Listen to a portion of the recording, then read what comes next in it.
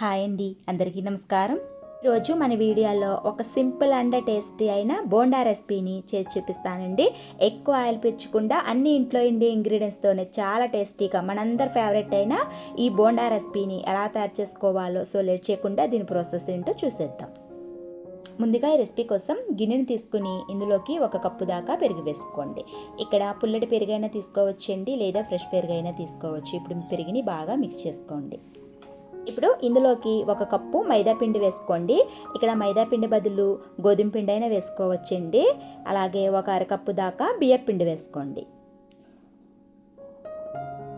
ఈ బోండాలు మరింత రుచి రావడం కోసం ఇందులోకి 1 టేబుల్ స్పూన్ దాకా చిన్నగా కట్ చేసుకున్న అల్లం ముక్కలు, కొద్దిగా పచ్చిమిరపకాయ ముక్కలు, మీకు స్పైసీ ఎక్కువ కావాలనుకున్న వారు పచ్చిమిరపకాయలను 2 ఎక్స్ట్రా వేసుకోవచ్చండి.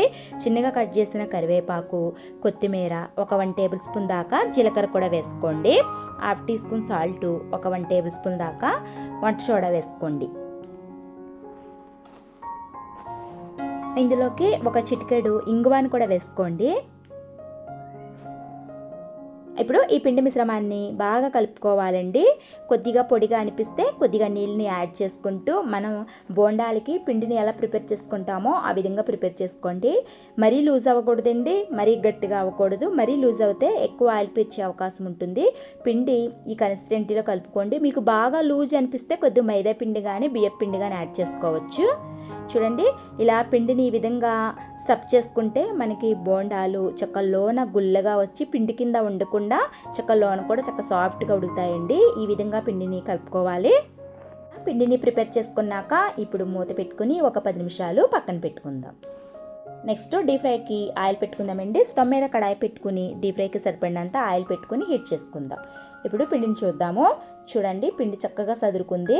ఇప్పుడు చేయిని తడుపుకొని ఇలా వార నుంచి పిండిని తీసుకోండి.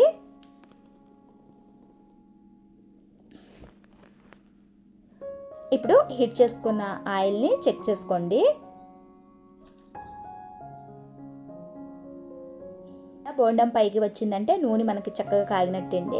ఇప్పుడు కొద్దిగా పిండిని తీసుకుని బోండాల్లాగా ఆయిల్లో వేసుకోవడం. ఎన్నైతే పడతాయో అన్నే వేసుకోండి.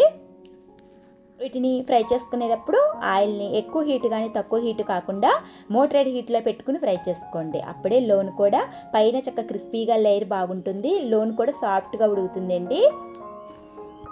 ఇలా మంచి గోల్డెన్ కలర్ వచ్చాక తీసుకుని బటర్ పేపర్ మీద వేసుకోండి. ఎక్స్ట్రా ఆయిల్ ఉంటే పీల్చుకుంటుంది. ఇప్పుడు వేడిగా వీటిని సర్వ్ చేసుకోవడమే. పల్లీల చట్నీ, టమాటో చట్నీ, మీ ఏ చట్నీతో కాంబినేషన్ అయినా చాలా బాగుంటాయండి. టేస్ట్ చాలా ఈజీ ప్రాసెస్ కూడా, తప్పకుండా ట్రై చేయండి. ఇంట్లో ఎటువంటి టిఫిన్ పిండి లేనప్పుడు అప్పటికప్పుడు చాలా ఈజీగా చేసుకోవచ్చండి. తప్పకుండా ట్రై చేయండి, ఎవరైనా ఈజీగా చేసుకోవచ్చు. ఓకే ఫ్రెండ్స్, ఎంతో టేస్టీ అయిన ఈ బోండా రెసిపీని మీరు కూడా ఇంట్లో ట్రై చేయండి. ట్రై చేసి మీకు ఎలా కుదిరిందో, టేస్ట్ ఎలా ఉందో కామెంట్ సెక్షన్లో కామెంట్ చేయండి. మరిన్ని హెల్దీ అండ్ టేస్టీ అయిన రెసిపీస్ కోసం నా ఛానల్ని సబ్స్క్రైబ్ చేసుకోండి, లైక్ ఇవ్వండి. మీరు ఇచ్చే లైక్ వల్ల నన్ను ఎంతో సపోర్ట్ చేసిన వారు అవుతారు. మరి ఈ వీడియో మీకు నచ్చినట్లయితే ఈ వీడియోని మీ బంధువులకి, స్నేహితులకి షేర్ చేయండి. మరిన్ని హెల్దీ అండ్ టేస్టీ అయిన రెసిపీస్ కోసం నా ఛానల్ని సబ్స్క్రైబ్ చేసుకోండి, లైక్ ఇవ్వండి.